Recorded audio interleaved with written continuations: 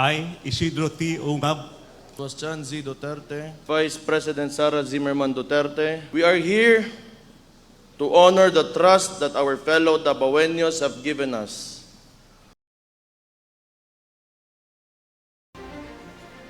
Please raise your right hand and repeat after me.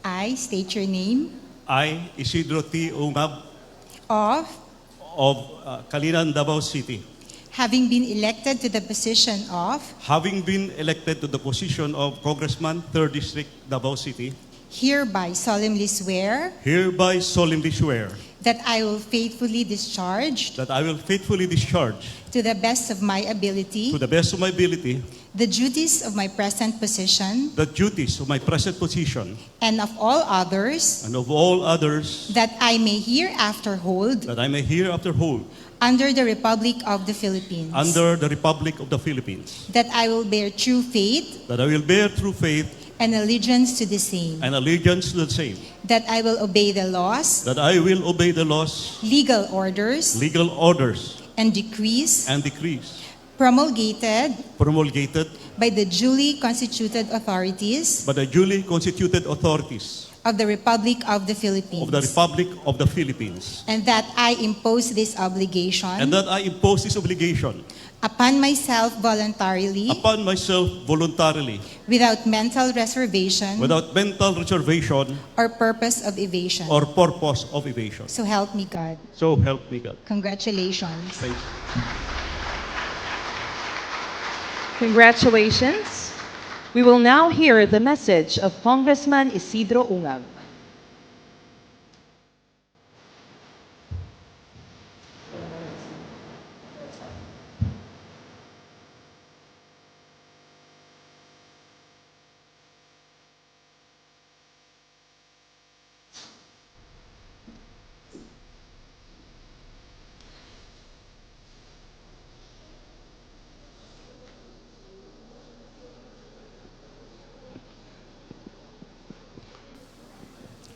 Vice President Sara Duterte, Senator Christopher Bongo, Justice Jill Rose Hogan-Lo, Mayor Sebastian Duterte, honored guests, beloved colleagues, and my fellow Dabawenyos, good afternoon. Today, I stand before you with a heart overflowing with gratitude. Your trust, your support, and your unwavering faith have made possible my re-election as your representative of the 3rd District of Davao City. For this, I offer my deepest thanks. This is my 3rd and final term as your representative. Yet, actually, it is already my 6th term since I first took my oath as congressman in 2007. This year, I celebrate 3 decades or 30 years in public service. I remember as if it was only yesterday stepping into the halls of this Sangguniang for the very first time as a city councilor in 1995. Time indeed moves so fast. The years have passed like the blink of an eye. But my commitment to work, to serve my constituents, and to uplift my district has always been there. Serbisyo sa katawhan, ug ang pagpadayon sa kalambuan sa ikatulong distrito. These have always been my guiding light. Time has turned several pages of my life, and with them, I must accept that I have already aged. I became a senior citizen during the eventual days of COVID-19, and just last May 8, I turned 64. Yes, the hair may be graying, and the vigor of youth have slowed. but the fire of idealism still burns within me. The passion for development is always there. My love for our country remains glowing, and my faith in a just God who shapes the destinies of men and nations remains forever in my heart. Much has transpired since we filed our certificates of candidacy last October. The city felt the election fever so early, and we witnessed challenges to our democracy. Unscrupulous distribution of ayuda or aid, attempts to sway the will of the people, and violations of the sacred trust that elections strictly demand. Yet, despite being the underdogs, despite facing well-funded opponents, the Hugpong candidates triumphed. In every barangay, in every precinct, we have prevailed.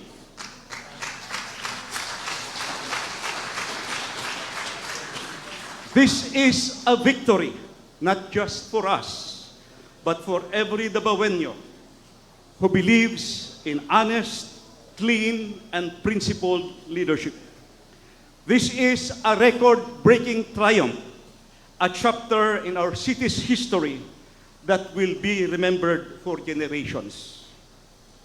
Yet, let us not forget that victory is never without its cost. The national stage brought its own storms. The impeachment of the Vice President on the eve of the campaign recess and the extraordinary rendition of former President Rodrigo Duterte. These events ignited protests and stirred the hearts of the Dabawenyos and Filipinos alike. In this election, the people of Davao City spoke with one voice, a voice of protest and a voice of affirmation for the Duterte brand of leadership that has guided our city through the years.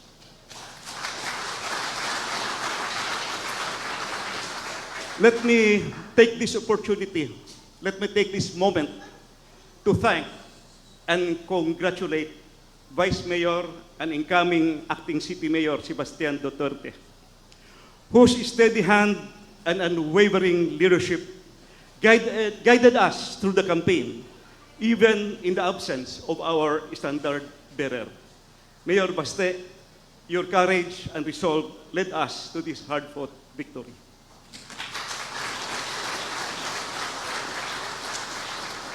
As I close, I would like to express my heartfelt thanks and gratitude to all those who have stood by me in my 30 years of public service.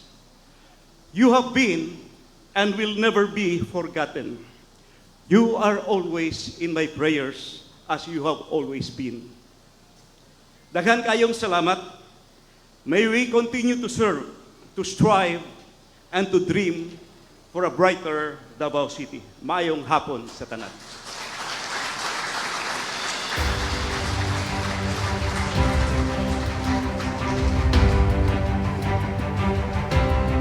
Thank you very much, Congressman Ungab. We will now have the oath-taking of incoming Davao City Vice Mayor Sebastian Z. Duterte. To administer his oath, may we have again Associate Justice Jill Rose Haugan-Law. May we request Vice Mayor Sebastian Z. Duterte to come forward together with the members of the family. Vice President Sara Z. Duterte, Madam Elizabeth Zimmerman Duterte, Yair Insuling Duterte, and Miss Kate Labio.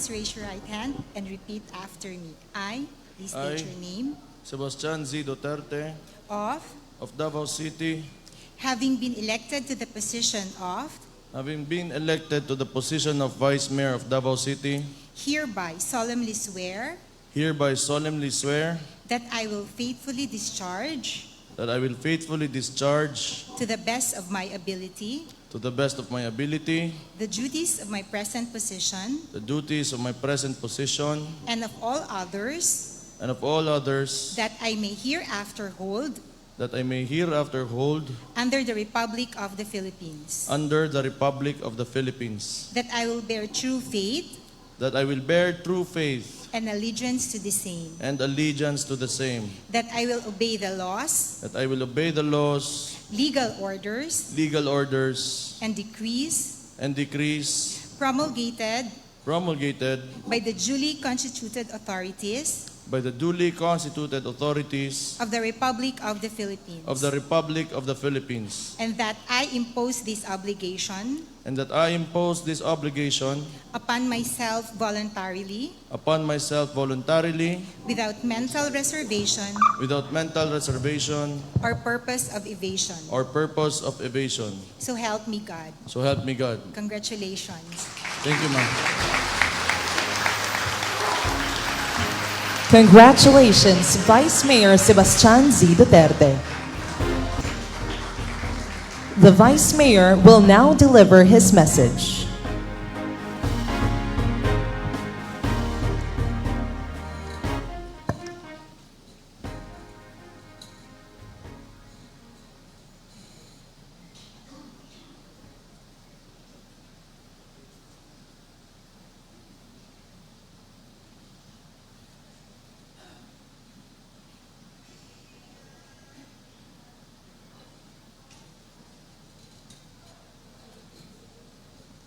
Vice President Sara Zimmerman Duterte, Senator Bongo, Senator Bato de la Rosa, Attorney Jimmy Bondoc, Attorney J.V. Hinlo, Attorney Raul Lambino, Dr. Richard Mata, Attorney Vic Rodriguez, and Mr. Philip Salvador, members of the diplomatic corps, newly elected congressmen of Davao City, members of the incoming 21st Davao City Council, members of the security cluster, deputy mayors, fellow public servants, other esteemed guests, Dabawenyos, sa mga naminaw na ko diha nga nas gawas, atong mga barangay captain ug sa atong mga kagawad, ug especially sa ako ang mama, maayong adlaw kaninyong tanan. We are here to honor the trust that our fellow Dabawenyos have given us. We owe this renewed mandate to everyone who believes in transparency, accountability, peace, and security. Despite facing the administration's machinery in the last elections, Davao City emerged victorious. Money did not win, principles did.